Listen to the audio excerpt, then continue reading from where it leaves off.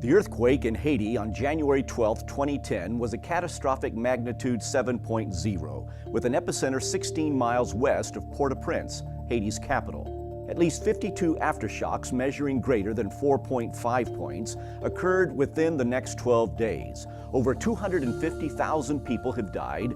Over 1 million were left homeless. It is estimated 250,000 residences and 30,000 commercial buildings have collapsed or have been severely damaged.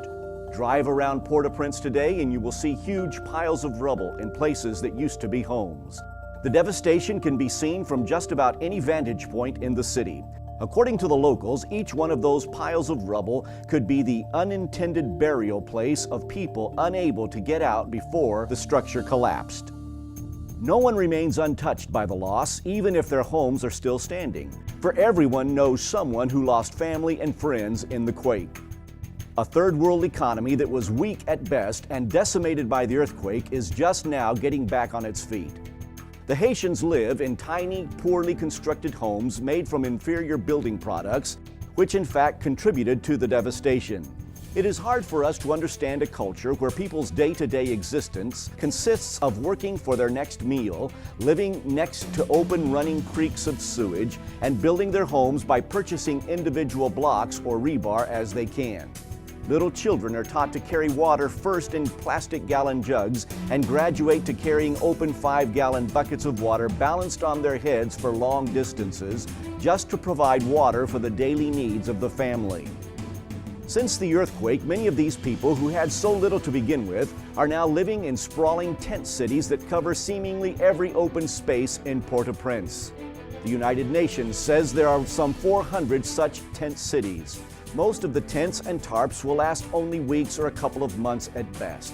Some talked openly of their concern for the upcoming hurricane season, which runs from June through November. Of course, people are scared for the next earthquake or aftershock. The government has even advised many not to sleep in their homes. Leaders associated with the fellowship visited Haiti in April to meet with missionaries and Haitian pastors to assess the needs and possibilities for the gospel. The assessment team included our mission director, John Connerup, 3 field reps, Dennis Jennings, Bill Bales, Phil Housley, along with BBF Builders Director, Brent Anderson, and 2 representatives from MANA and 2 businessmen. What they found was that Haiti is not without hope. There is common agreement that most people's daily lives are about back to what they were before the earthquake. The street vendors are out again. While it is very slow, cleanup is progressing, most of it being done by hand. Evidence of relief work is seen from the tent cities to water supplies to medical clinics. Something wonderful is happening in Haiti amidst all of this. The Word of God is prospering. There is an army of Haitian pastors and Christians who are preaching the gospel. In some places, it's going on every night, and people are coming to Christ in this voodoo-dominated country. Though virtually every church is damaged or destroyed, and the pastors report that many of them lost as much as half their church members in the disaster, their attendance is stronger than before the earthquake. As one pastor said, Haitians are looking for answers, and they are finding them in Jesus Christ. What this means to us is that there is a very real window of opportunity to help the believers and to reach Haiti for Christ. Consider this.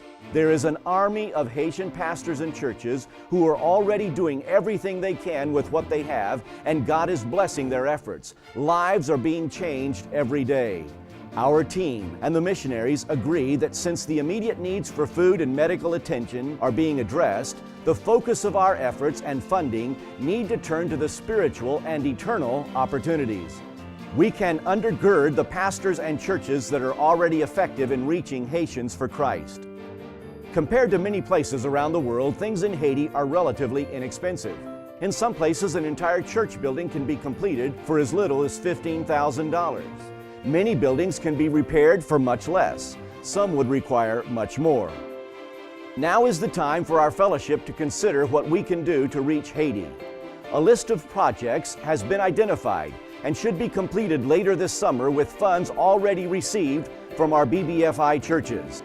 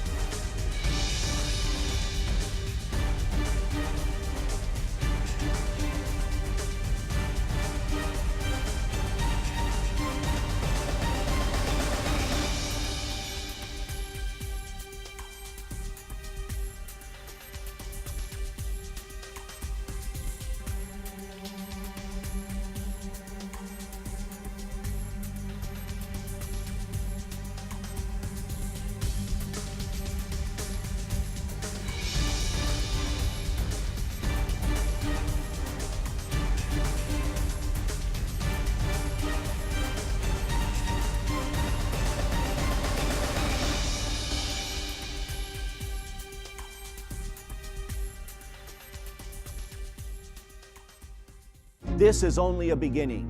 Additional church buildings and pastors' homes have been identified and the funds are becoming available. It will take years to rebuild and help these leaders and believers. You can help by continuing to give to the Haiti Relief Fund at the BBFI Mission Office. The Haitian pastors and their churches are already working despite their own personal tragedies, and God is moving in amazing ways. Thousands are coming to Christ. We have the opportunity to move the work of the gospel forward in Haiti by providing resources to these pastors through our missionaries on the ground. More missionaries are needed as well. Here's what you can do now.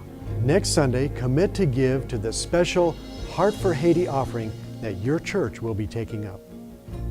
Secondly, go to the Mission Office website at bbfimissions.com and look at the opportunities for mission trips for teams from your church or specially skilled individuals. And third, commit to giving special offerings to help reconstruct Haitian church buildings in the future. Remember, 100% of what you send to the Haiti Relief Fund will go toward rebuilding those churches and pastors' homes. Let's all partner together with what God is doing in Haiti. Thank you for your willingness to do what you can. May God be glorified in everything we do.